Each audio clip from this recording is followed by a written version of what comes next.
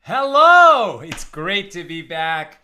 I missed you guys. It's really been quite a while. We'll be doing highlights of 10 pages today. That was Zusha singing their song Mashiach, and you might recognize the words. It's that same Ani Ma'amin that we heard a very different melody for, I believe, with a complete faith in the coming of Mashiach. Let's light up the darkness. Who is with us on a Memorial Day? And you know what? Let's dedicate our learning today to everyone who made the ultimate sacrifice so that we could enjoy the freedoms that we are so blessed to have in America. Sharon in Lebanon, New Jersey, Stephen in New Hampshire, James in Indianapolis, Melissa in Great Neck, Tom says Shavua Tov, John in Maine, Paul in the Great Northwest, Nancy in North Carolina, Renee says Shalom Aleichem and Aleichem Shalom to you. Sharon says welcome back, thank you so much. Allison in North Carolina, Rick in Chicagoland loves the music. Bill, shalom everybody, please pray for me. My allergies have realized I'm back in Missouri and return with a vengeance. May you have a complete healing. I know that allergies can really get to a person. I also want to dedicate today's class to a dear friend of mine for his healing. He really needs a complete healing. Moshe David Ben Basia Cheki. Amen. Please, may he have a complete healing. Charles from Louisiana, Daniel in Columbia, Kentucky. I have no tolerance for fighting roosters, but there isn't much I can do about it around here except boycott. We won't be talking about actual, game cockfighting. It's not that kind of fighting roosters today.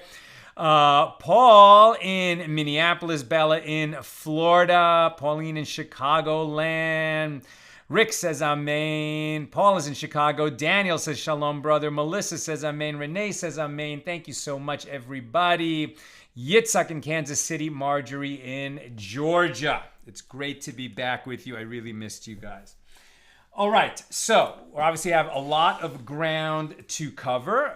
Where we left off, the last page we did together was page 74 here in Tractate Yevamos. The 14th volume of the Talmud, generally speaking, the laws of yibum, levirate marriage. But as we've seen, the sages have taken quite a few digressions here.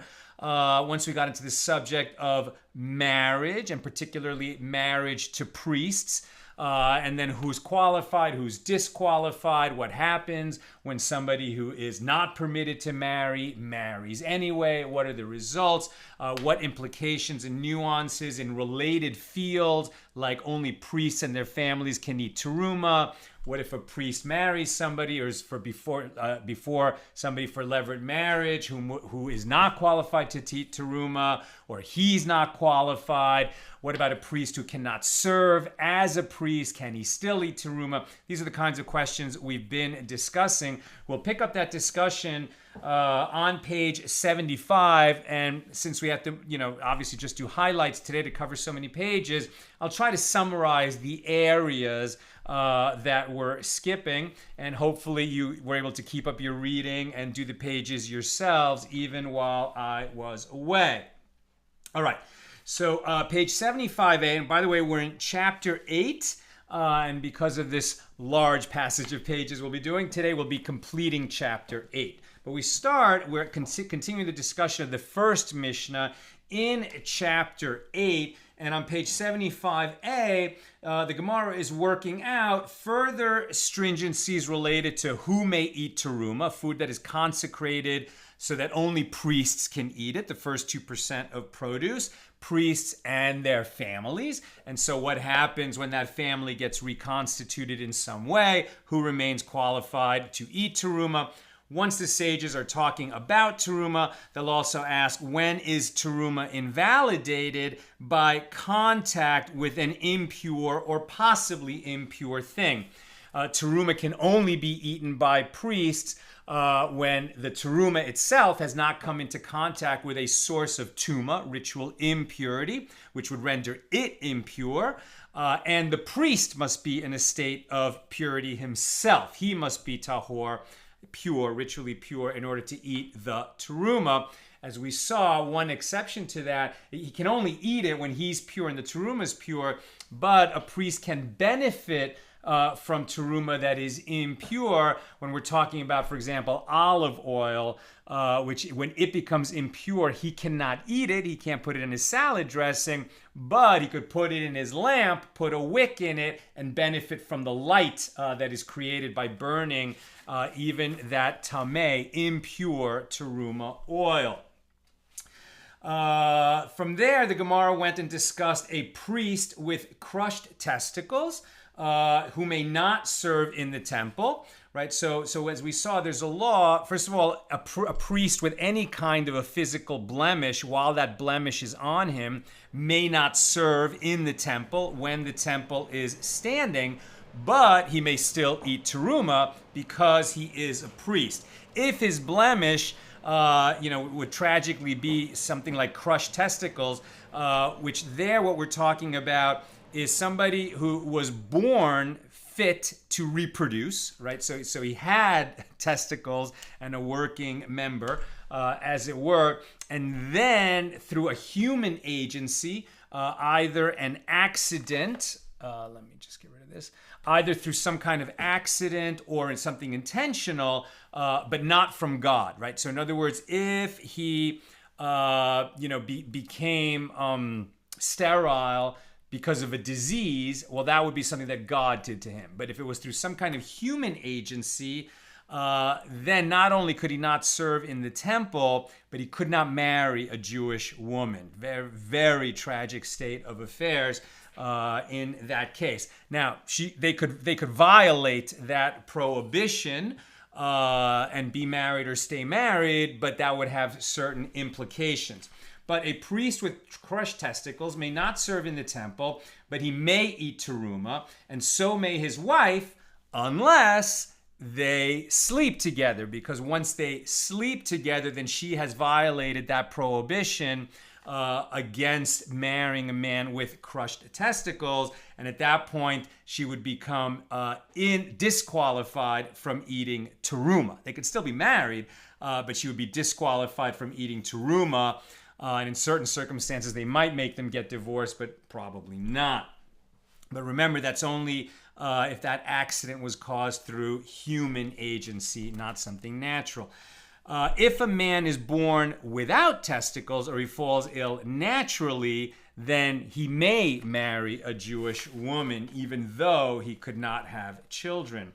On 75b, this discussion continues, and the Gemara is examining various specific injuries. It's almost good that we're summarizing this stuff. The Gemara is examining various specific injuries to a man's penis that would make him unfit to enter the congregation of the Lord.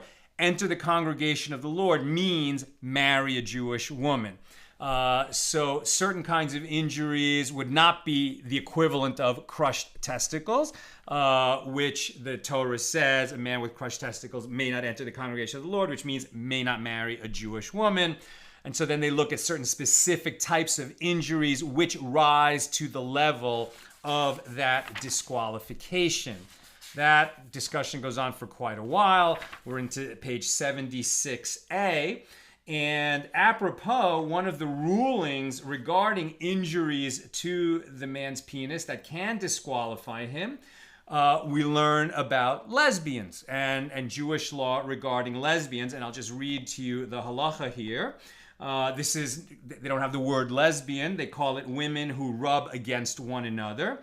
Again, this is not... They're not talking about what somebody's inclinations are, what somebody's desires are, but actions, like what they actually do, right? It's not prohibited. Listen, this is a difficult subject, but we're just going to talk about what the law says, what the Gemara rules, what the Torah says, and what we should do about it is a discussion for another day. But as you may know, the Torah says that a man may not lie with another man as he would with a woman. So male homosexual sex, and in that case it means specifically penetration, is prohibited, and it is in fact deemed an abomination. What about women having sex with each other? Women who rub against one another in a sexual way, motivated by sexual desire, transgress the prohibition against following the conduct of Egypt. So the sages will rule that that is prohibited, but for a different reason, not the same prohibition as on male homosexuals. And it is appropriate for them, according to the law, to receive lashes for rebelliousness administered by rabbinic decree.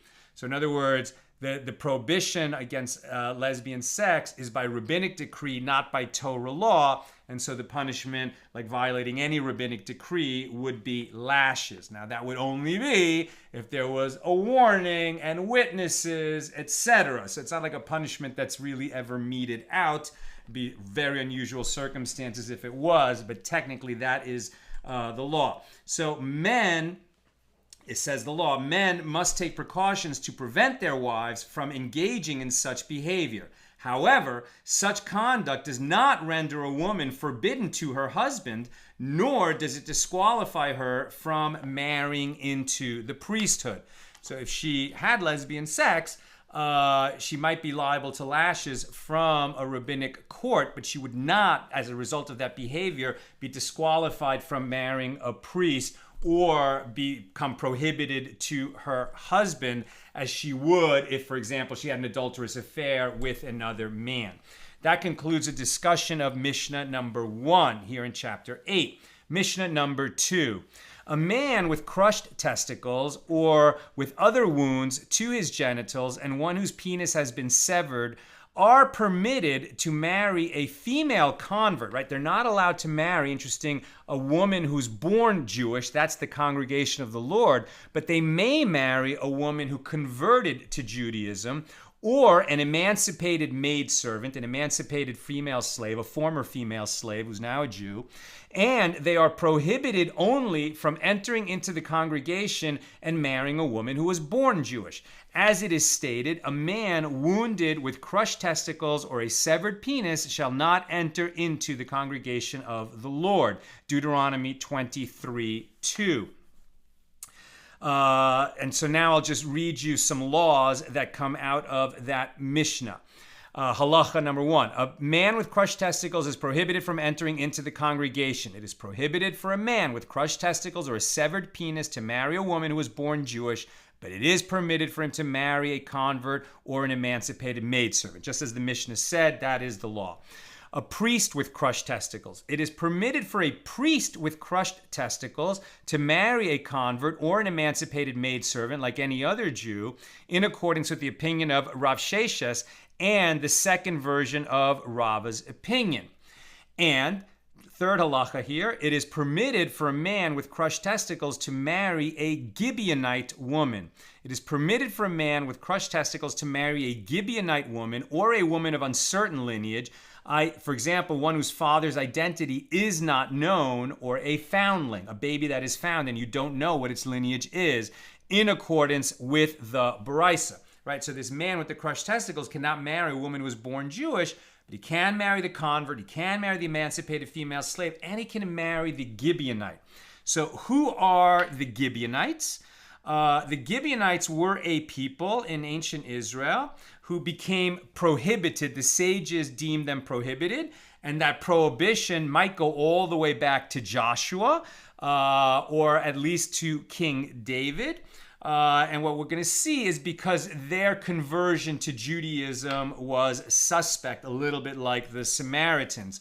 But since the one with crushed testicles cannot father children anyway, the sages were merciful and said, well, he can marry the Gibeonite. He's not going to father children with them. The problem with the Gibeonites is that even if their conversion seems sincere, there was good reason to believe that their children would revert to idolatry. And that was another reason for that prohibition. In fact, the story of the Gibeonites and why they're prohibited for Jews to marry, that's a people that no longer exist. But when they existed is a colorful one that we're coming to in a few minutes. Some further laws associated with this Mishnah. Mamzerim, so a mamzer, right? Plural mamzerim. Mamzers are a child born of an adulterous union. Could be incest also, I think, produces a mamzer for sure. But also if like a Jewish woman who's married to a Jewish man has an affair with a different Jewish man and has a child by him, that child is a mamzer, and it cannot marry any other Jew, but it can marry other mamzers. Also, it is permitted for mamzers and Gibeonites to marry each other, and the child born from such a union has the status of a mamzer.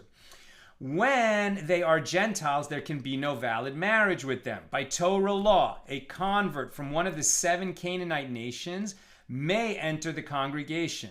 It is known, however, that of them only the Gibeonites converted, and that Joshua decreed that they may not marry Israelites.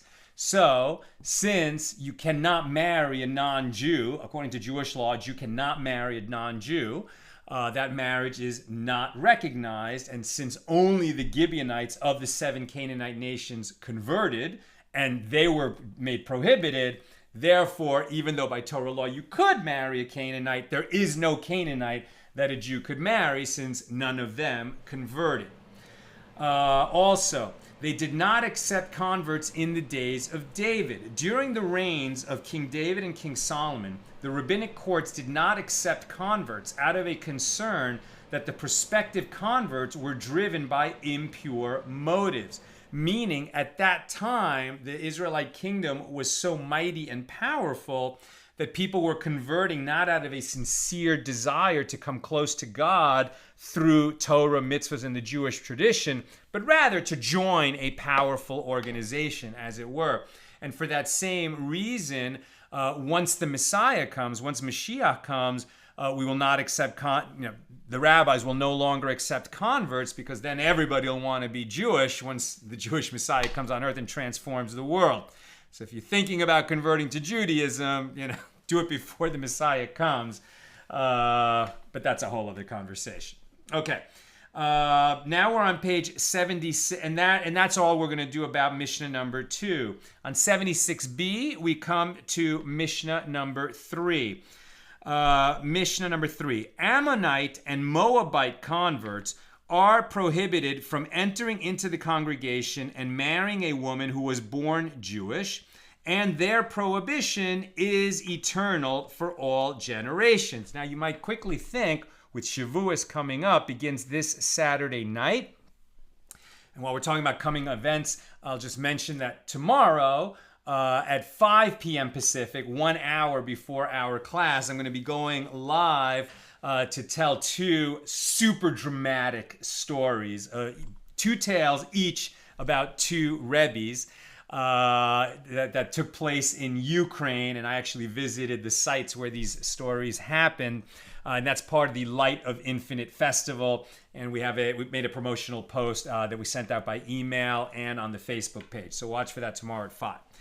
Back to what I was saying. This Saturday night begins Shavuos, the commemoration of the giving of Torah at Mount Sinai. It's a supercharged date on the Jewish calendar. If you're looking for some kind of transformation in your life, the energy of Shavuos, which begins Saturday night, is tremendous. It is a time now to prepare for that day, to know what to ask for, sort of make a personal accounting in your life and figure out what you're doing well, what you could be doing better, what you want to do about it, and then pray for help with that come Shavuos. But in the story of Shavuos, and in the observance of Shavuos, we always read the book of Ruth, and Nina and I will do our annual live reading of the book of Ruth probably on Thursday at noon Pacific.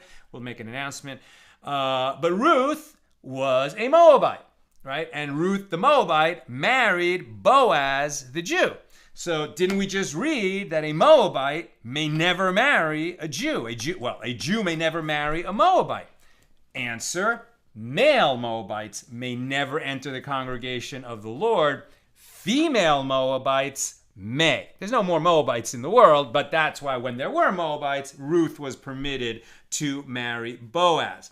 So Ammonite and Moabite converts are prohibited from entering into the congregation and marrying a woman who was born Jewish, and their prohibition is eternal for all generations. However, their female counterparts, even the convert herself, are permitted immediately. A Moabite convert who's a woman can marry a Jewish man in the first generation. Egyptian and Edomite converts are prohibited from entering into the congregation of the Lord only for 3 generations. So an Egyptian could convert to Judaism. He could not marry a born Jew, but he could marry another Egyptian convert. Their child would have the same restriction, cannot marry a born Jew, but could marry another convert. And then the 3rd generation, the grandson of the Egyptian convert, would be a full-fledged Jew who could marry other Jews. This is unlike all other converts. All other converts, as soon as they convert, they're Jewish and can marry anybody. But Ammonites and Moabites, men prohibited forever. Egyptians and Edomites for 3 generations. But with Egyptians and Edomites, that 3-generation rule applies to both men and women. Egyptian and Edomite converts are prohibited from entering into the congregation only for 3 generations, both males and females. Rabbi Shimon renders permitted Egyptian and Edomite females immediately.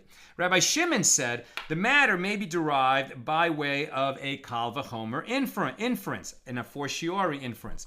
If in the place where the Torah rendered prohibited the males with an eternal prohibition, meaning Ammonites and Moabites, even so it rendered permitted the females immediately, then in a place where it rendered prohibited the males for only 3 generations, i.e. Egyptians and Edomites, is it not right that we should render permitted their females immediately?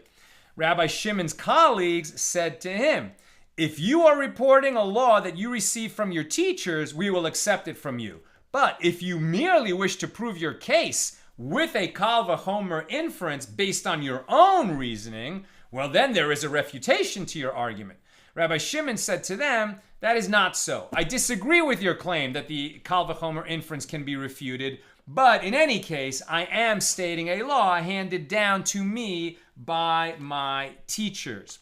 Now they're going to go and discuss this Mishnah. On 77a, apropos this idea that Moabites are prohibited eternally from marrying into the congregation of the Lord.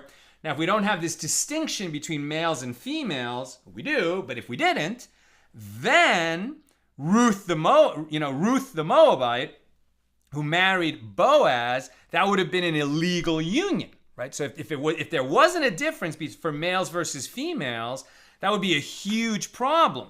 Because if the marriage between Ruth and Boaz was rendered illegitimate, who also would end up being illegitimate and therefore deemed a mamzer? King David. King David is a descendant of Ruth and Boaz.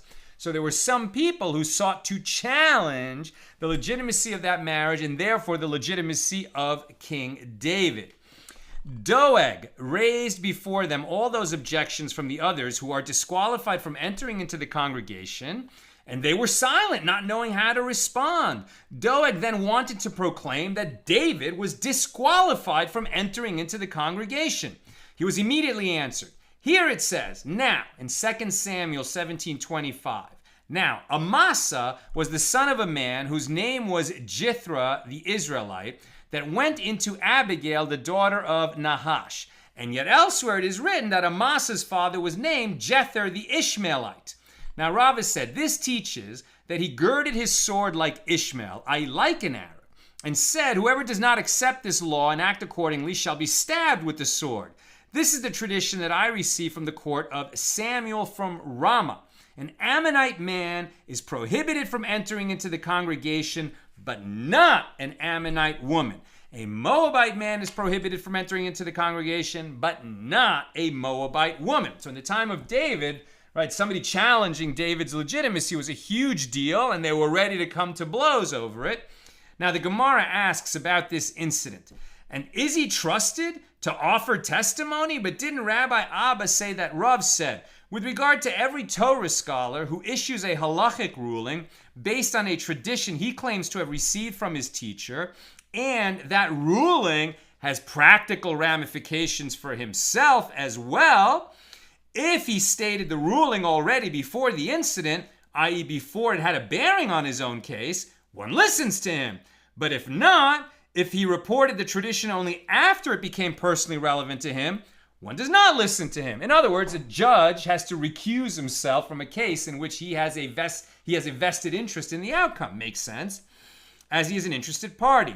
Now, since Amasa was the son of Jesse's daughter Abigail, who's Jesse, the father of David, as Amasa was the son of Jesse's daughter Abigail, as stated in the aforementioned verse in Chronicles, so then the matter certainly affected his own status. And the Gemara answers here it is different, as Samuel and the other members of his court were still living, and the truth of Amasa's report could easily be verified.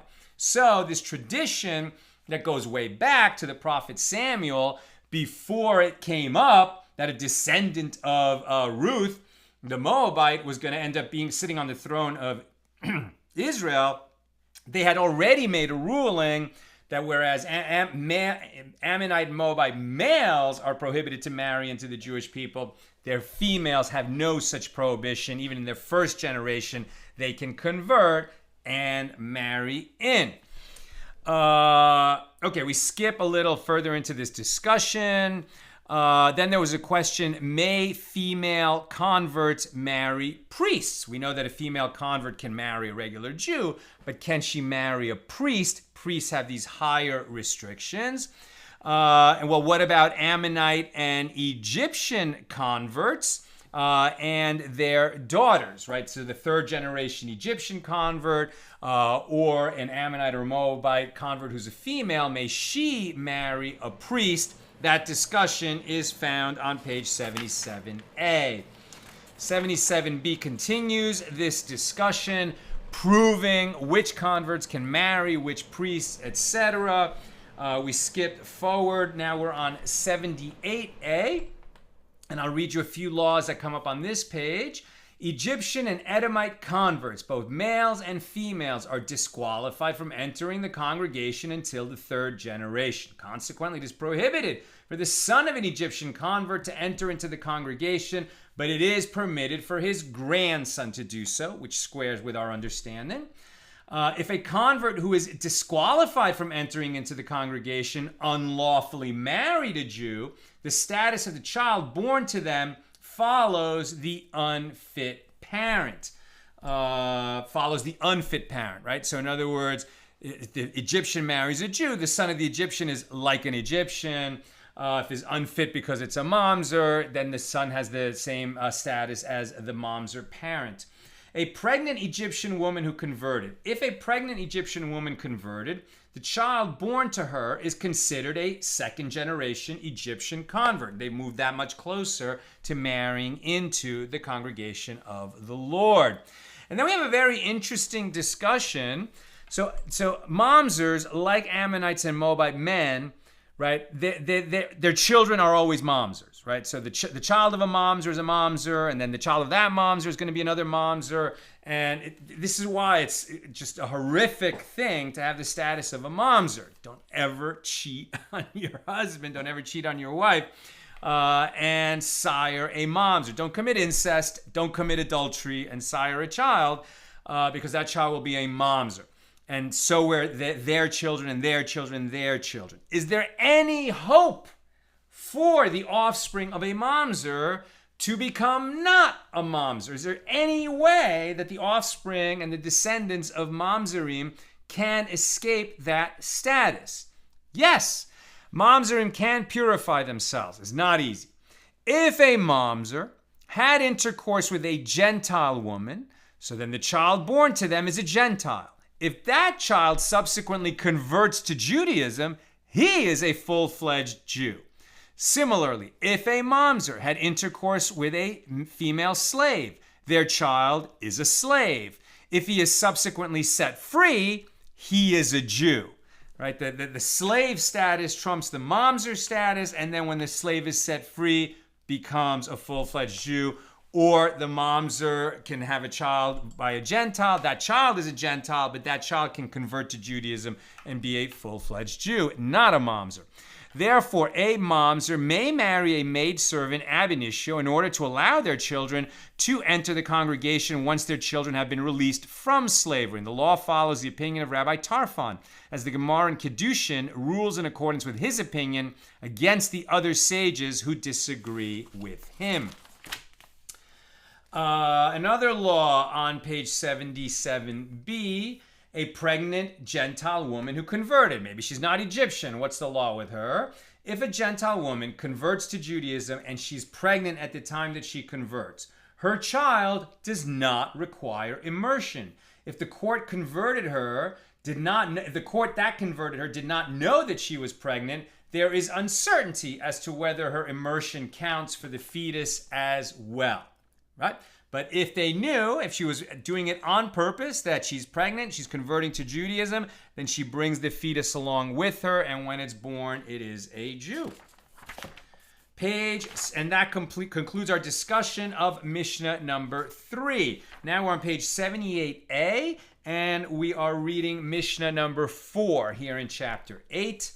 Mamzerim and the Gibeonites who converted to Judaism in the days of Joshua are prohibited from entering into the congregation and marrying a woman who was born Jewish. Their prohibition is eternal for all generations, and it applies to both males and females. We've already had that ruling in the course of the Gemara of the previous Mishnah, but now it's in the Mishnah.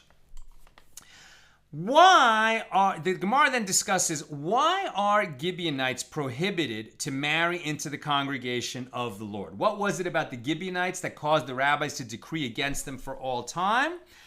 Is it because Joshua issued that decree, right? Joshua led the Jewish people into the promised land when we came out of the desert after 40 years of wandering after the Exodus.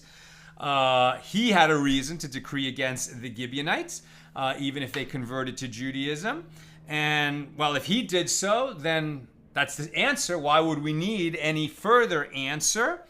But it seems that there's another follow-up story involving King David when the Gibeonites behaved badly. We will learn more about this momentarily.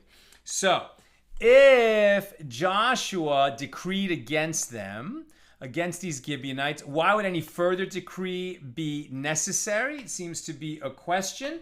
But it might be that needed to be ratified later. The decree that Joshua issued might have been in that generation only. The decree that came down in the time of King David was for all time. Now, what happened in that incident? It happened before David became king, that King Saul, who was paranoid, and you read this in the book of Samuel, fascinating, dramatic book of the Bible, highly recommended. But when King Saul realized that he was not going to be able to retain the throne, he started to really, get crazed with it, and was persecuting David, who he saw as, a threat to him. And indeed, David ended up on Saul's throne. But it was really Saul who did it to himself by not following the commandments of the Lord. At any rate, during the time that Saul was still king and he was persecuting David, he did a lot of rotten things, including hurting people who helped David when David was on the run from King Saul, including he executed the people of Nov. This was a city of priests. He executed a whole bunch of priests that if we had any doubt that King Saul deserved to lose the throne, that should exorcise it. But at any rate, he killed all these priests in the city of Nov, and that had an effect on the Gibeonites who traded with them. He didn't actually kill the Gibeonites, but he killed their commerce, as it were, when he killed the priests in Nov. And so later, the Gibeonites had a real grudge against the throne of Israel, even though it passed from Saul to David. So it happened that there was a drought in the time of King David. The drought went on and on. And so King David sort of asked the people, is anybody worshiping idols in the land? Is anyone making sacrifices to idols? He sort of sent out a bunch of questions to try to figure out why the kingdom was being struck with a drought.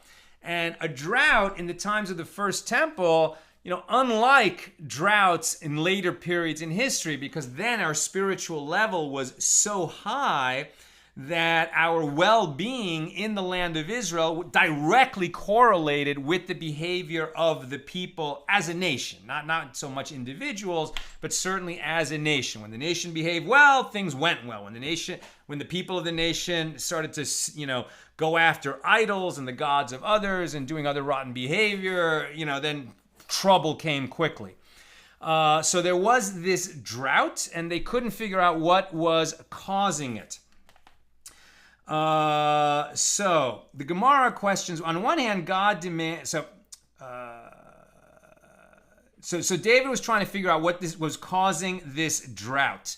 And David said, with regard to the eulogy for Saul, so he said, perhaps we didn't eulogize Saul properly, right? So once Saul finally died and David became king, David actually wept for the death of Saul. He didn't want that to happen. He didn't want to take the crown by killing Saul, even though Saul really ceased to deserve to be king.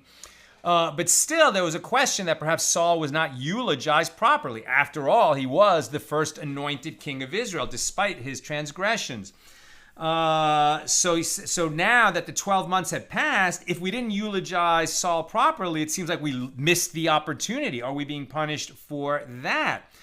And as for the Gibeonites, let us call them and appease them. So now they're thinking, well, these Gibeonites who had a grudge against Saul, and then Saul died, so they were never satisfied in their grudge against Saul.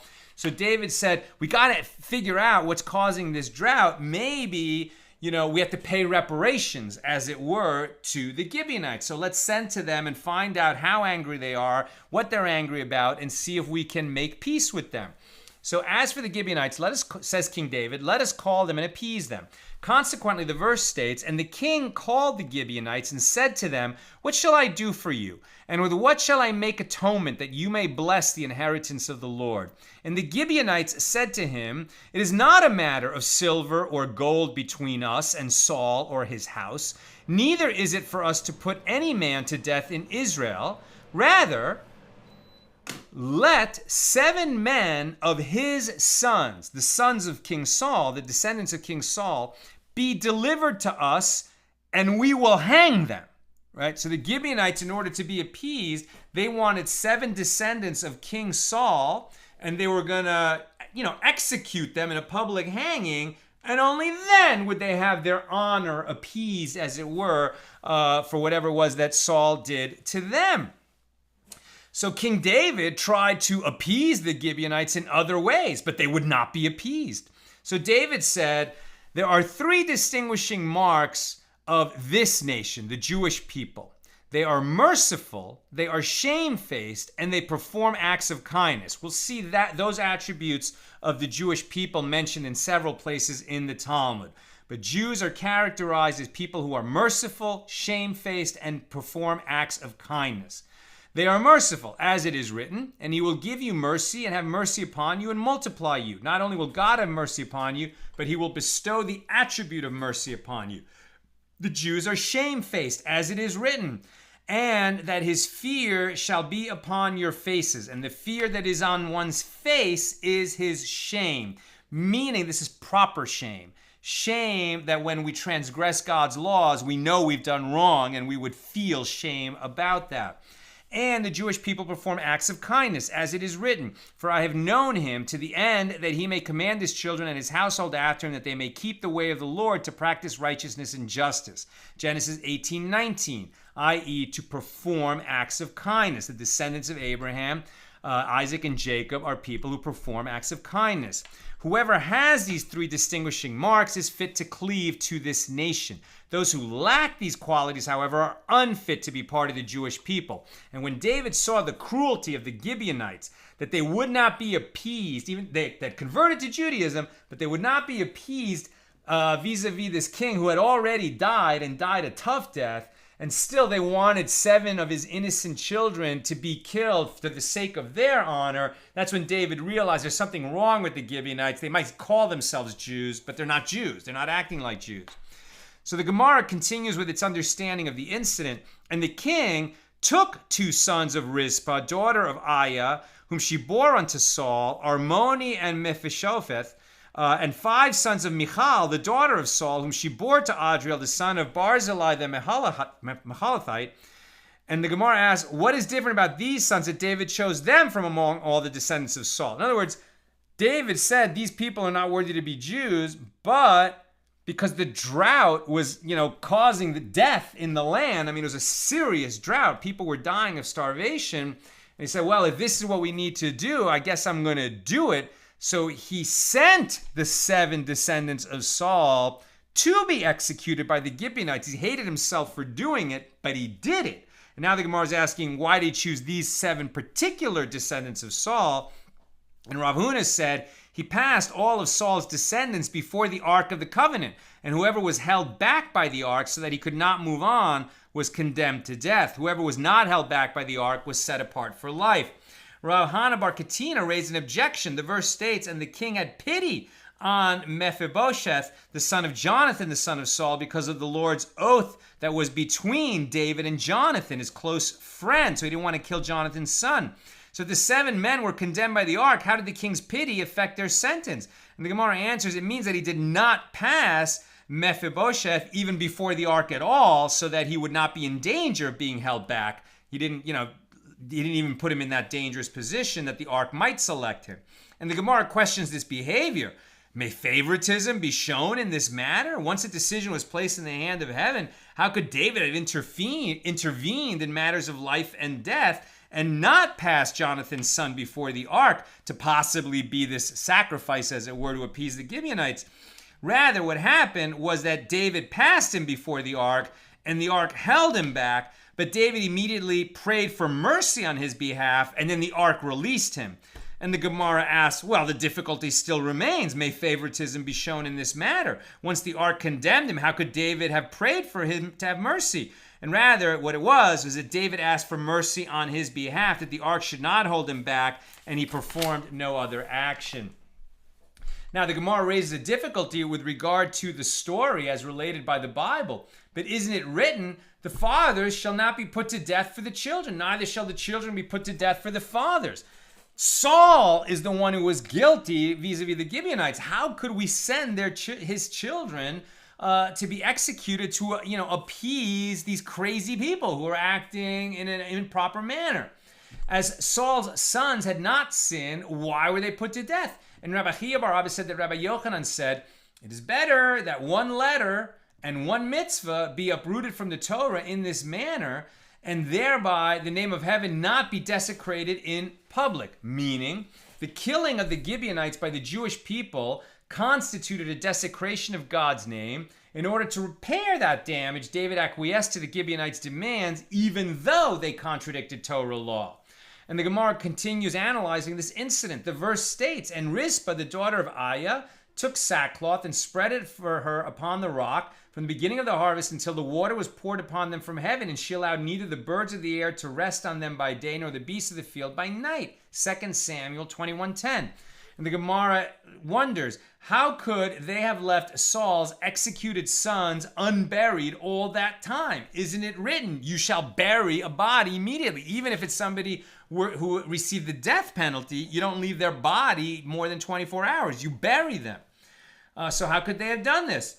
And so Rabbi Yochanan said in the name of Rabbi Shimon ben Yohatzadak, it is better that one letter be uprooted from the Torah, and thereby the name of heaven be sanctified in public. How so? As the Gentile passers-by would say, what is the nature of these people who have been left hanging here for so long? And they were told that these are sons of kings. And what did they do to deserve such a fate, the passerby might ask? Well, they had laid their hands upon and caused harm to calculating converts who had converted for personal gain and were never permitted to enter into the congregation. And those passers-by said, there's no nation as worthy of cleaving to it as this one. If the sons of kings who harmed converts are treated in this manner, all the more so would the sons of ordinary people be. And if calculating converts are related to in this way, all the more so would this apply to members of the Jewish people themselves. Immediately, 150,000 converts joined the Jewish people. Right? So once you saw that converts were treated, with such deference, a lot of people in that time, right, time of King David and King Solomon, converted to Judaism, and they became the workforce that built the Temple of Solomon. That's a story for another day. We move forward from that story, and now we're on Mishnah number 5 on page 79b. Mishnah 5 in chapter 8. Rabbi Yehoshua said, I heard 2 rulings from my teachers. One ruling is that a eunuch, right, so a man who's castrated, performs chalitza with his yevamos, or back to the law of yibum, levirate marriage, and his brothers perform chalitza with his wife. And the other ruling is that a eunuch does not perform chalitza with his yevama, right, meaning with his, if a eunuch has a brother who died childless and left a widow, does the eunuch marry the widow? I mean, he can't produce children with her. Does he need to perform chalitza with her, which is the alternative mitzvah to levirate marriage? Seems that Rabbi Yehoshua had heard it both ways, right? I heard it 2 rulings. One is that the eunuch performs chalitza with his yevama, and his brothers would perform chalitza with his wife if he died. But the other ruling is that a eunuch does not perform chalitza with his yevama, and his brothers do not perform chalitza with his wife. Says Rabbi Yehoshua, I cannot explain these 2 rulings, as I do not remember the circumstances to which each ruling applies. Rabbi Akiva said, I will explain. A eunuch caused by man, right, so one who has crushed testicles via human agency. This is one who became emasculated after birth. He performs chalitza with his yevama, and his brothers perform chalitza with his wife, because he had an hour of fitness, a time when he was fertile. He can't marry her, but he performs chalitza with her. On the other hand, a eunuch by natural causes, i.e., who was entirely lacking in sexual capacity from birth, he does not perform chalitza with his yavam, and his brothers do not perform chalitza with his wife, because he did not have an hour of fitness, as he never had the potential to father children. Therefore, he can't come in, he can't perform yibum, chalitza, he's also excused, and if he was married to a woman, his brothers don't have to perform chalitza or yibum with her, because there never was a chance that he would have had a child when he got married. Rabbi Eliezer disagrees. He says, no, rather the opposite is the case. A eunuch by natural causes performs chalitza with his yevama, and his brothers perform chalitza with his wife, because he can be cured. Whereas a eunuch caused by man does not perform chalitza with his yavam, and his brothers do not perform chalitza with his wife, because he cannot be cured. And Rabbi Yehoshua ben Beteira testified about a man named Ben Megusat, who lived in Jerusalem and who was a eunuch caused by man, by human agency, and that his brothers nevertheless entered into yibum with his wife in order to fulfill and confirm the statement of Rabbi Akiva, and in fact, that is the law, as Rabbi Akiva stated it. A sexually underdeveloped man does not perform chalitza or enter into levirate marriage with his yevama, and similarly, a sexually underdeveloped woman, an elonis, we've seen this before, who is incapable of bearing children, does not perform chalitza or enter into yibum with her yavam. If a sexually underdeveloped man performed chalitza with his yevama, he has not thereby disqualified her from marrying into the priesthood, right? A woman who's a divorcee or a chalutza, somebody who performed chalitza with her yavam, is disqualified from marrying a priest. But if she performed chalitza with a sexually underdeveloped man, it's as if she did nothing at all, and she's still qualified to marry a priest. However, if the sexually underdeveloped man had intercourse with her, then he has disqualified her from marrying a priest. This is because it is considered licentious sexual intercourse, which cannot yield children, since such intercourse does not fulfill the mitzvah of yibum and is therefore categorized as forbidden relations with one's sister-in-law. Remember, the only reason that you can marry or have sex with and marry your sister-in-law after your brother dies without having children is because you're performing the mitzvah of yibum. If yibum is not possible, she's entirely prohibited to you, and if you had sex with her anyway, then you committed a big avera, a big sin, and she would therefore be disqualified from marrying a priest. And if one of the brothers performed chalitza with her, he has not thereby disqualified her from marrying into the priesthood. However, if he had intercourse with her, he has disqualified her because the intercourse is considered licentious sexual intercourse. That's Mishnah number 5. The Gemara goes into some depth on the law of eunuchs and other sexually challenged individuals, listing lots of particulars about how they became a eunuch, what type of eunuch, what consequences from that. We are going to skip that discussion. We go on page 81a to Mishnah number 6.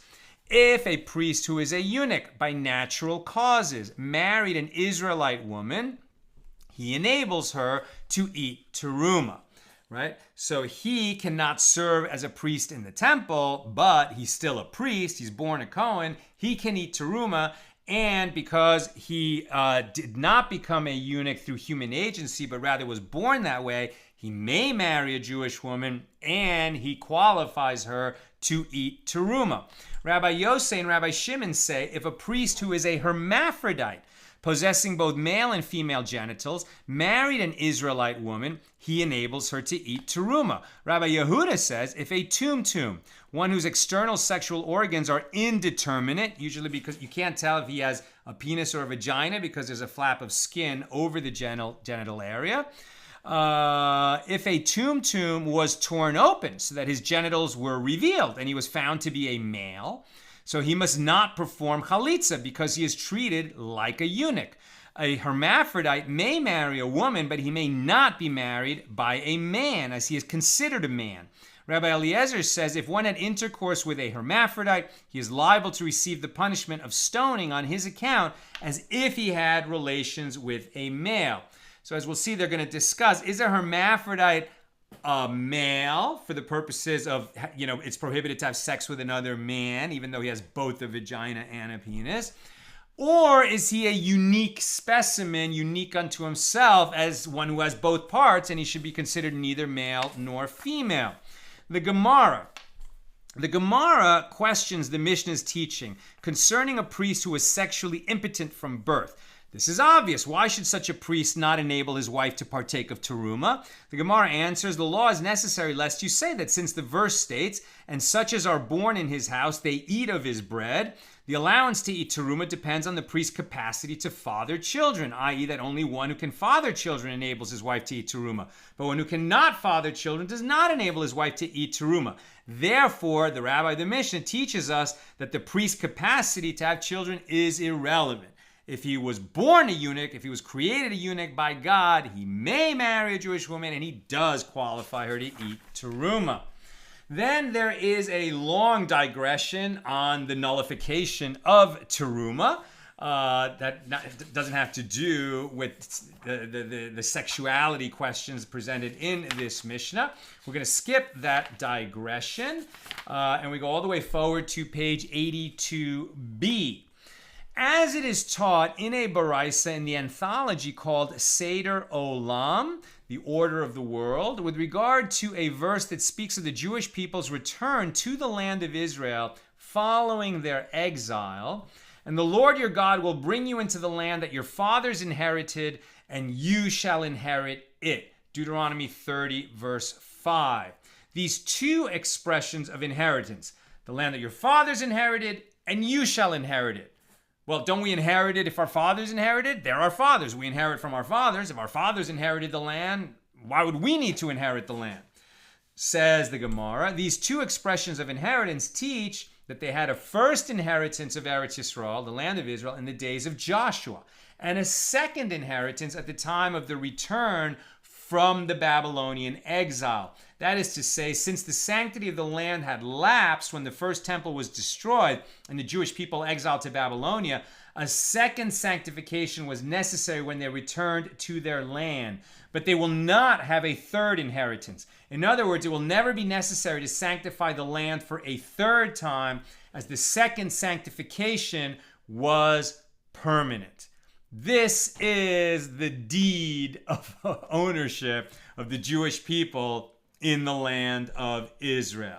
The fact that we lost the second temple, that a diaspora began that's lasted thousands of years, does not change the fact that that tiny little land at the crossroads of the world. It's such a small land, the land of Israel. It's not like the Jews are looking for anything more. They're not looking to expand, northward into Syria or east into Jordan or southwest into Egypt. No, the Jews aren't trying to grow their land, but the Holy Land of Israel is an eternal inheritance of the Jewish people, says the Bible, and we understand it here.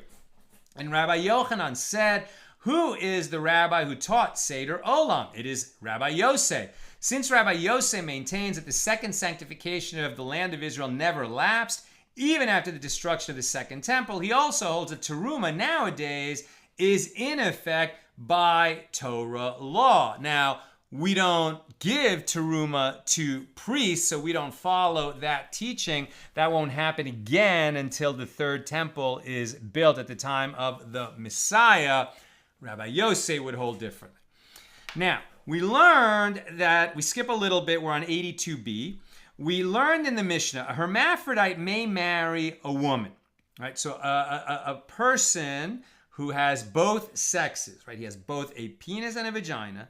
This person may marry a woman. This person may not marry a man.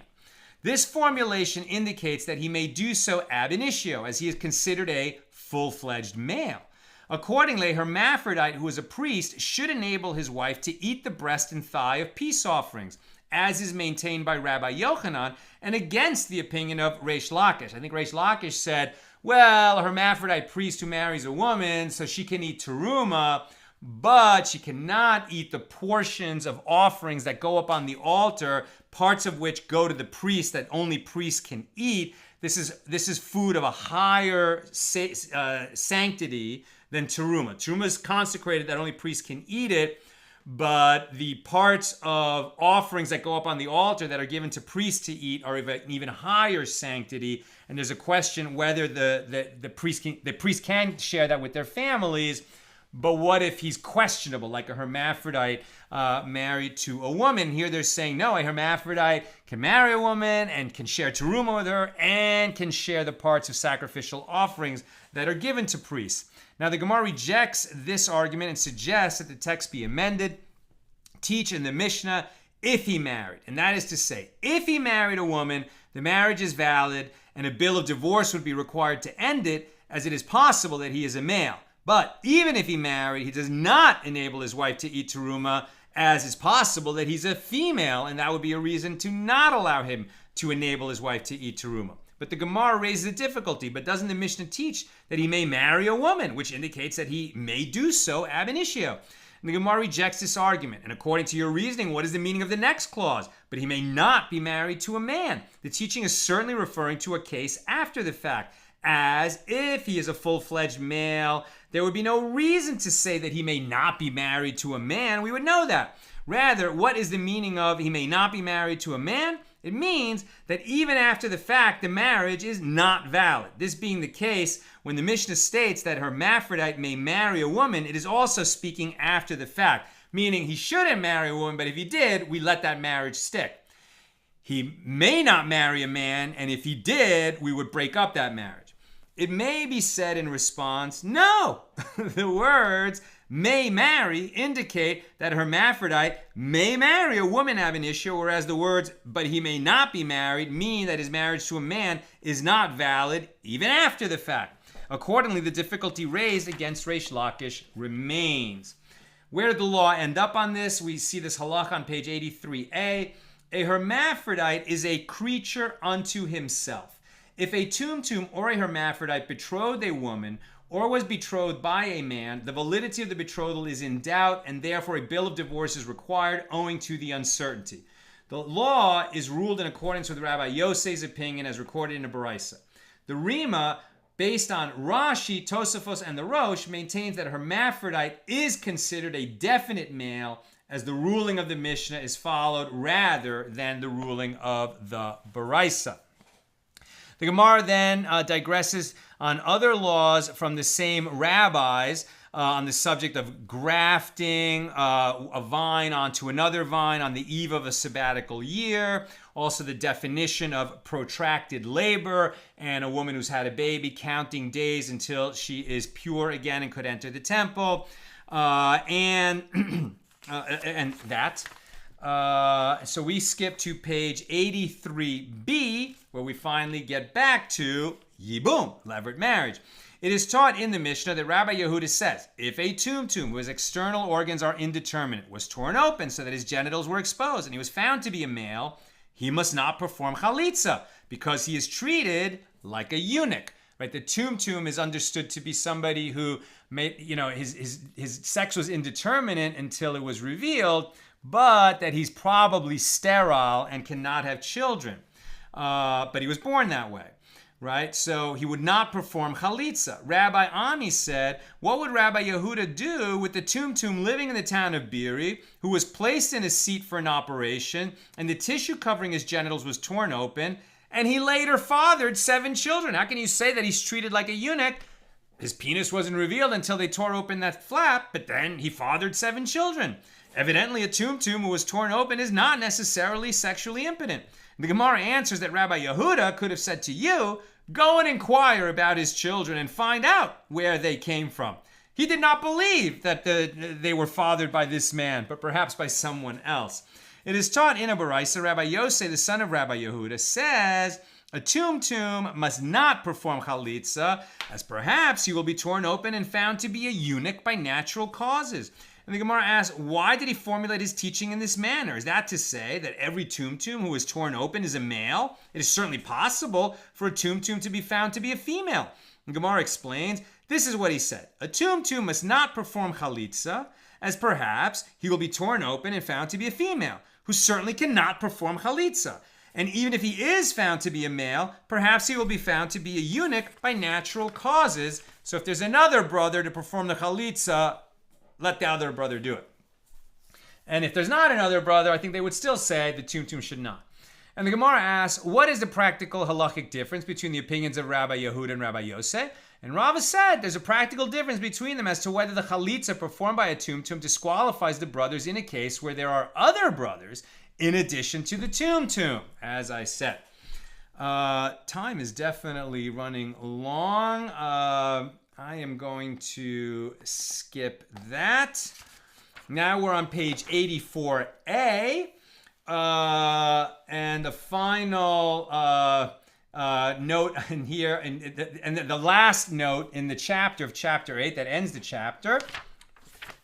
It is taught in a Mishnah that Rabbi Eliezer says, if one had intercourse with a hermaphrodite, one is liable to be punished with stoning on his account as if one had relations with a male. It is taught on this matter in a Baraisa that Rabbi Yehuda Hanasi says when I went to learn Torah. So Rabbi Yehuda Hanasi, Rebbe, the redactor of the Mishnah, is saying that when I went to learn Torah from Rabbi Elazar ben Shemua, his students joined together against me like the roosters of Beis Bukya, highly aggressive animals that do not allow other creatures to remain among them. Roosters are very territorial, and they naturally fight. Even obviously, some roosters are bred for cockfighting, but even natural roosters are territorial. And he's just making a metaphor here that when he went to study in this other yeshiva, the students were mean to him and didn't let him learn.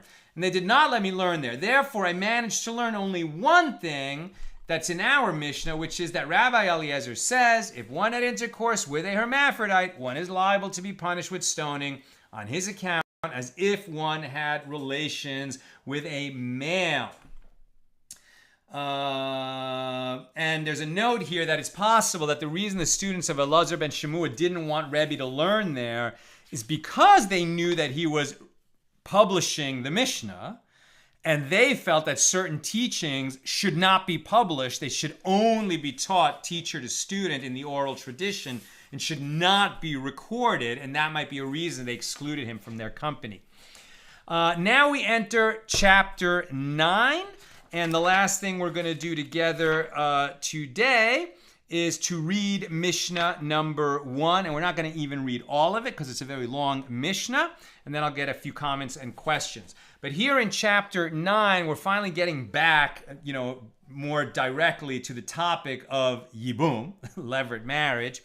And so this Mishnah opens by reviewing some laws that we've already learned in the first 83, or rather 82 pages of this tractate. So I'll just start reading this Mishnah. You get the flavor of it.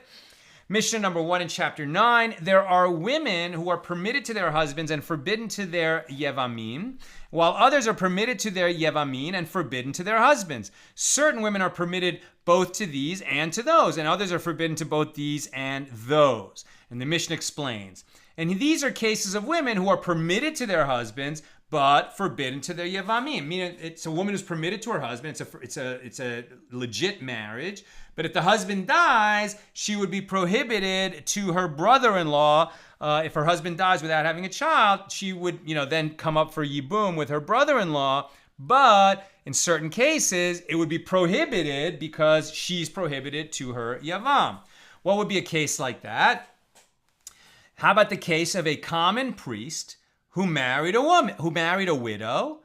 He's allowed to do that. And he has a brother who is the high priest. So the widow who was permitted to her husband is forbidden to her yavam. A high priest cannot marry a widow. That's why a high priest can never perform yibum, because if his brother's wife would always be a widow.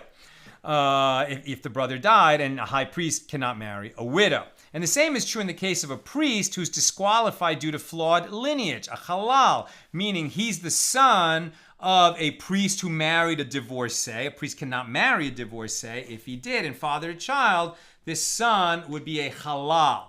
He is a Kohen, but he can never serve in the temple because of his flawed lineage.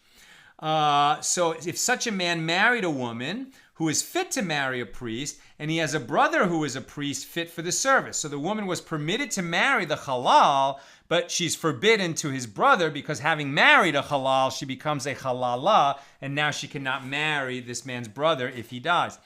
Another example is the case of an Israelite of unflawed lineage who married an Israelite woman of similar lineage, and he has a brother who is a son born from an incestuous or an adulterous relationship, a mamzer, or a mamzer who married a daughter born from such an incestuous or adulterous relationship, a mamzeret, right, a female mamzer. And he has a brother who is an Israelite of unflawed lineage. A mamzer is permitted to marry a mamzeret, but neither of them, a mamzer is not permitted to a regular Jew. So a mamzer can marry a mamzeret. If the mamzer has a brother who's not a mamzer, right, because that can happen because the same father had a son by his wife and a son by, a woman that he cheated on his wife with. So now he has one son who's unflawed lineage and the other son who's a mamzer. The mamzer can marry a mamzeret. If the mamzer then dies, his widow, the mamzeret, cannot marry his brother because his brother cannot marry a mamzeret. And there's going to be other cases like that explained where permitted to the husband but prohibited to the yavam, or permitted to the yavam but prohibited to the husband. And then in the Gemara, the sages will debate why this Mishnah was formulated the way that it was, what cases were included, what cases were excluded, and why. A woman who marries a halal becomes a halala. Is it permitted for her to marry the halal? Answer: yes. She can marry the halal. She will then become disqualified to marry a priest. And that discussion carries us to the end of 84b. And now we're caught up. So tomorrow we'll go back to our regular 1 page a day. God willing, with page 85.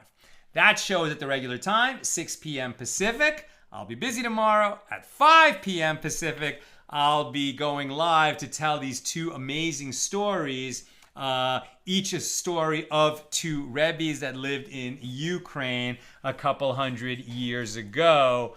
Watch for that. Those are dramatic stories indeed. All right. I know the time is late, but I'll just take a couple of questions. Rick Davis on whether Saul deserved to lose the crown.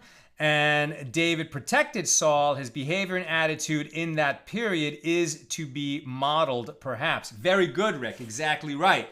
You know, I really recommend to everybody read the book of Samuel, both books of Samuel. We read it as a family, and it's so dramatic. And it's the whole story of Samuel the prophet, how he became the prophet, how he anointed Saul, how he anointed David, and all the intrigue and palace intrigue and the friendship of David and Jonathan, and the way that Saul hunted David. And you really see why David, you know, deserved to become king. He made a couple mistakes in his life, it's true, but he really is a paradigm of the way we should behave. It's no coincidence that it's King David who wrote the Psalms, wrote or collected the Psalms. He is the psalmist. And as Rick says, you know, the way that he behaved toward Saul, even as Saul repeatedly hunted down David and tried to take his life, but David loved God so much that he did not feel like he had the right in any way to kill God's anointed king. So out of his love for God and for Saul, who really did a lot of good for David when David was young, and so it was so painful for David, right? And this idea of, you know, like people who treat us cruelly, you know, we shouldn't put up with ill treatment, right? You remove yourself from the situation, but you don't bear hatred in your heart for them because you try to sort of rise above it and see, you know, the pain that is motivating them. I mean, there's a lot to be learned from King David in Samuel. Sharon, wasn't Michal married to David? Yes, but remember that Saul gave Michal to David, and then when he decided that David should, you know, die and not be, and he was too dangerous to have around, he took back Michal, his daughter, sort of like annulled that marriage and gave her to another man and said, okay, she's your wife. That man, I can't remember his name right now, but he is one of the most courageous characters in the Bible. He, on the night of his wedding night with Michal, put a sword in the middle of the bed. He said, you are David's wife, not my wife. Doesn't matter what your father, the king, says. And you and I will never have relations. We may have to live together so that your father doesn't kill us, but we're never going to have sex. And, you know, to overcome temptation that way, you know, the beautiful woman in his bed was a true act of piety and self-control. Tom, isn't David proposing to punish later generations of Gibeonites for what their ancestors did? Yes, you're right. In the sense that he said the way these people are conducting themselves shows that they just couldn't be Jews. But I think what he's saying is that their conversion is not real. And since their conversion is not real, how could their children's born Jewish status be real?